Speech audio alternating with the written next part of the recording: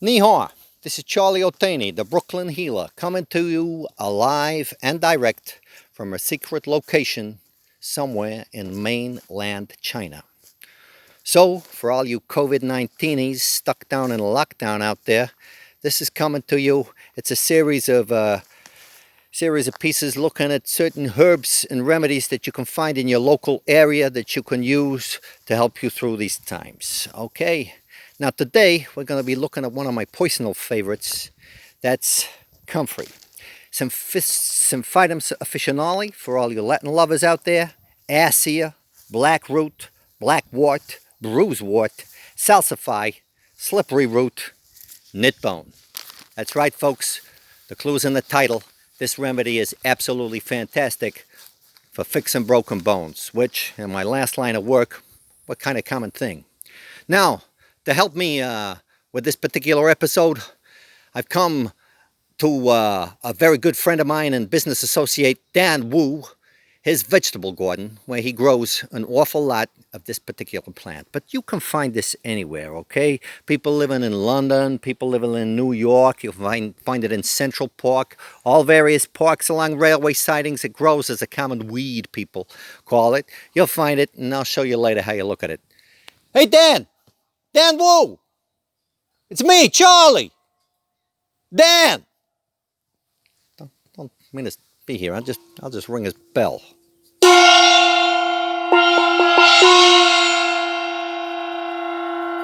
Hey, Dan! Dan!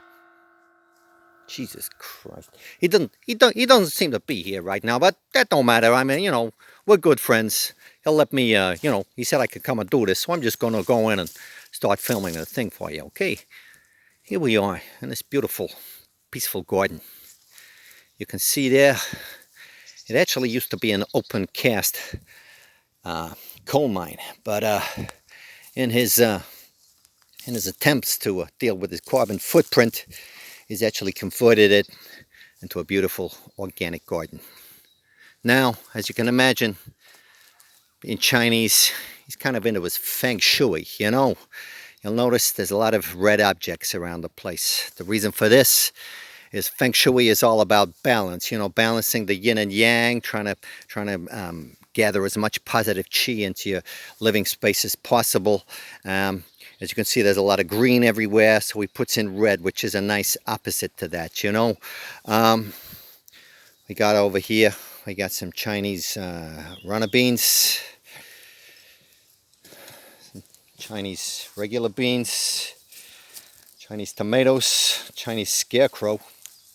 He's actually really efficient. You see, it's a dragon there, symbol of male dominance, as opposed to the phoenix, which is the female, the symbol of female dominance. And I don't know about you, but there ain't no crows around here, so this thing works pretty good.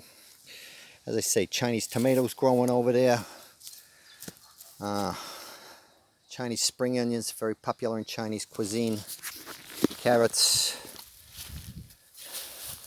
Zucchini. Oh, look at that. We got a money plant. Kind of thing you'd find in any Chinese takeaway or restaurant over in Europe, the USA. Yeah, I say some Chinese zucchini.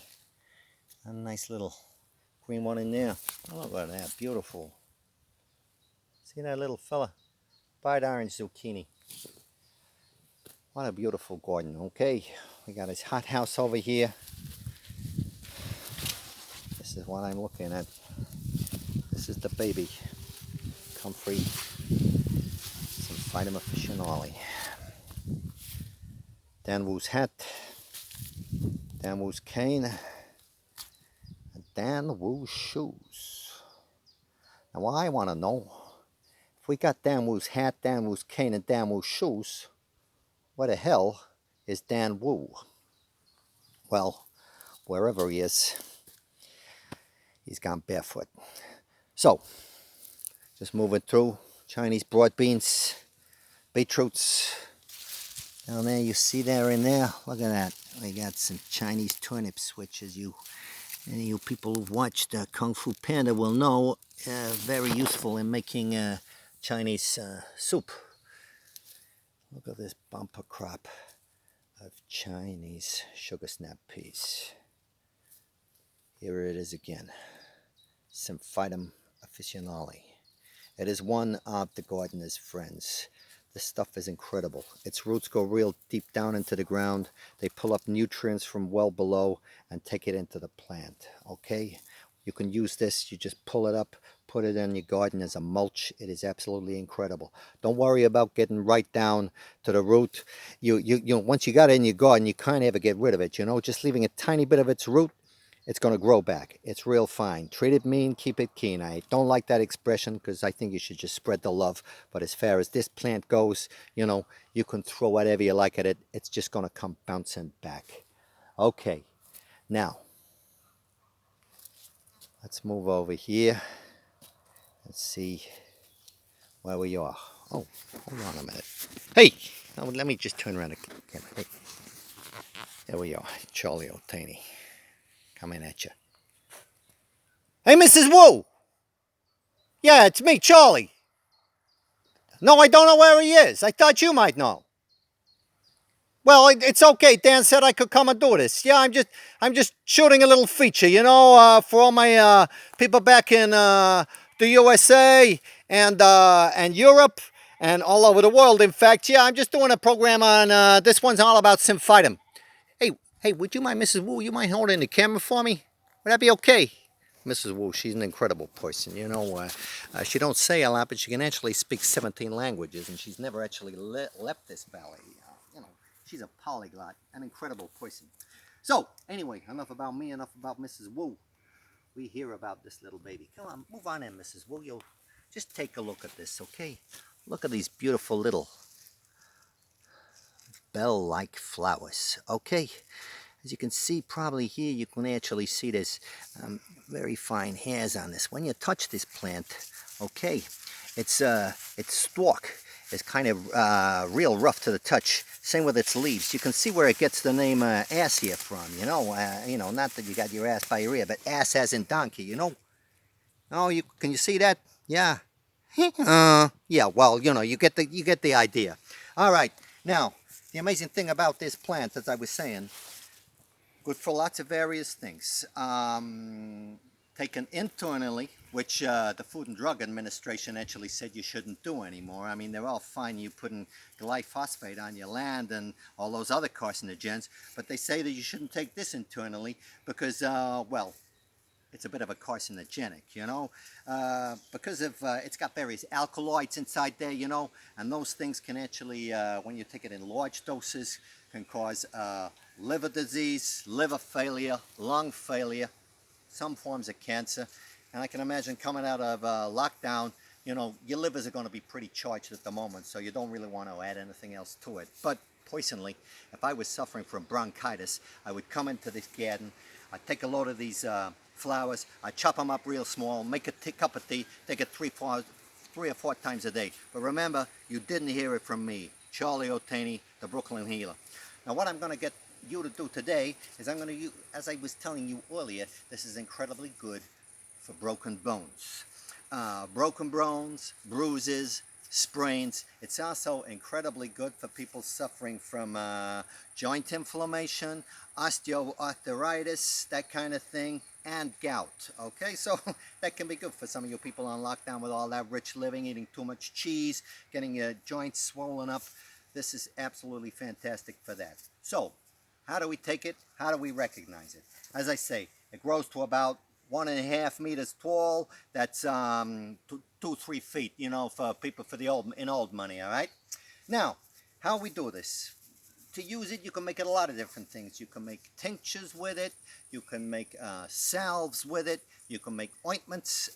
Actually, one of the best ways of using this is actually making an ointment.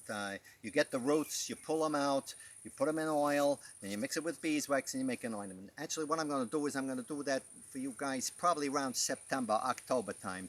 That's autumn. So all the energy of the plant is going into the roots around autumn time. So come autumn time, we'll come back to Dan Wu, if Dan Wu lets me, Mrs. Wu.